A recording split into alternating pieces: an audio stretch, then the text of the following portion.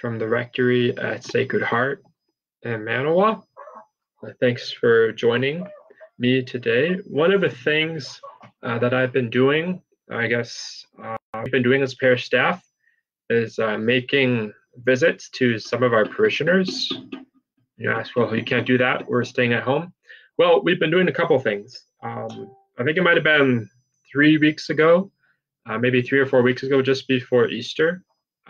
Joanne in the parish office at Sacred Heart and myself, we went and we delivered some really cool little Easter packages to our children in our religious ed program. We knocked on some doors, drove around town. That was a really good thing to do, just personally to get out and see people again. But even just as a priest, get to know where people are. As a priest, you kind of drive around town, but you don't really have an idea where people live, where your parishioners are. So I really enjoyed being able to just kind of go around and see, hey, these are the houses that my parishioners live in, and next time I drive by, well, hey, I can say a prayer for them because I know where they live. So that was really cool to be able to do that with Joanne. And then I actually even did that today for a bunch of the parishioners at Saints Peter and Paul in Waiawega. I was talking with Mrs. Hanson this morning, Steph, in the religious ed department, and she had some manila envelopes with some prayer information inside, and she said, I'm going to be doing some visits. And I'm like, I am totally going with you. I am totally doing visits with you just because I got to do this. I got to get out and do something like that. So we actually, we just walked around. We walked around the parish, the neighborhood around the parish in Waiawega, and visited some people, knocked on some doors, said hello. Everyone that we knocked on was home. Every door that we knocked on was someone was available to say hi. So that was really good, just to be able to see people again and say hello. If you recall, this past Sunday, moving on, I guess you could say now, moving on, this past Sunday, we celebrated Good Shepherd Sunday.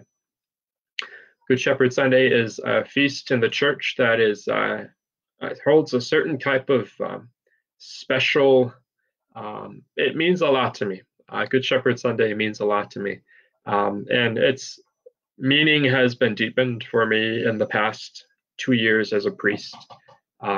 Experiencing the love of the Good Shepherd, experiencing his care, experiencing his kind heart that he has towards his sheep. One of the things that just kind of strikes me from time to time is the feeling of being a priest in this time is just, I find myself asking, Lord, am I being a good shepherd for my people? Am I being a good shepherd to the people that are in our parishes in Manawa and Waiawega?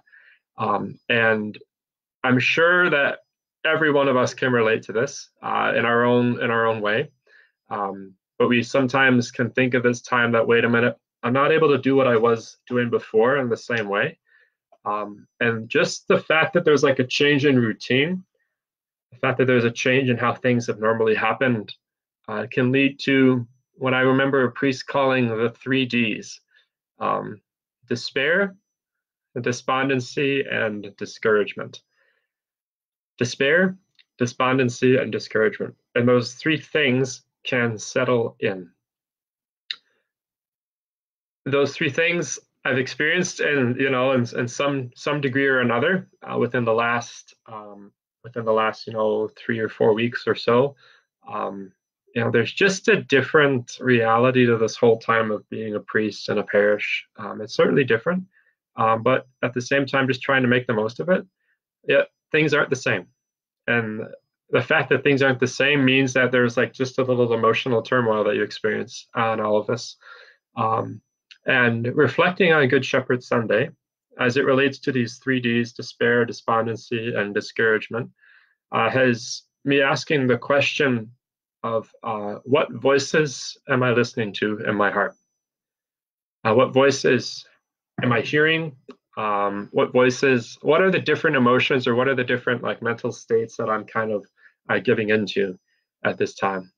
One of the things we know about the voice of the Good Shepherd is that the voice of God is one that builds up.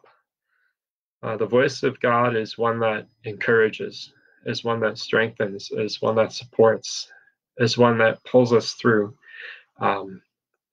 Looking at those 3Ds, despair, despondency, and discouragement, anytime we experience one of those things starting to settle in, we can say, wait a minute, this isn't of God.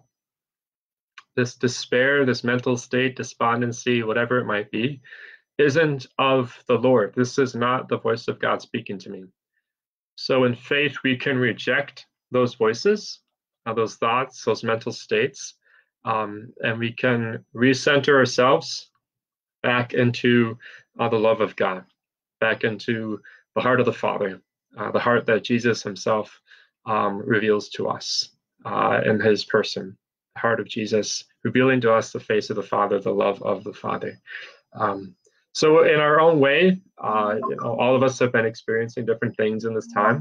But even myself, despair, despondency, and discouragement. And here's the thing, just because I know what to do with those things when they start to come up, doesn't mean that I always do what I just said, get rid of them and rest in the love of the Father. Doesn't mean that I do that perfectly, no.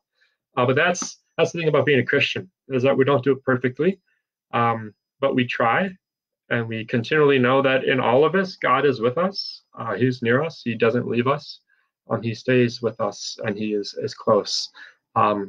So I hope that little reflection on, what can we do with Good Shepherd Sunday? What can a priest do? What can I do in my family? Am I experiencing those 3Ds: despair, despondency, discouragement? Recognize them for what they are. They don't come from God.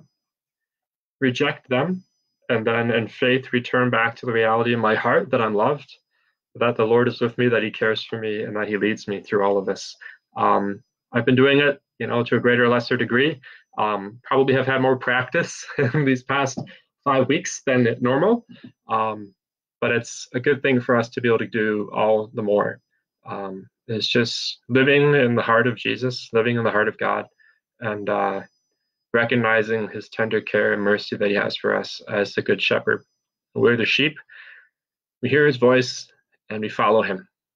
Let's continually pray for each other that we can do that and draw more and more closely in friendship with our Lord. Thank you for tuning in, and God bless all of you. Bye-bye.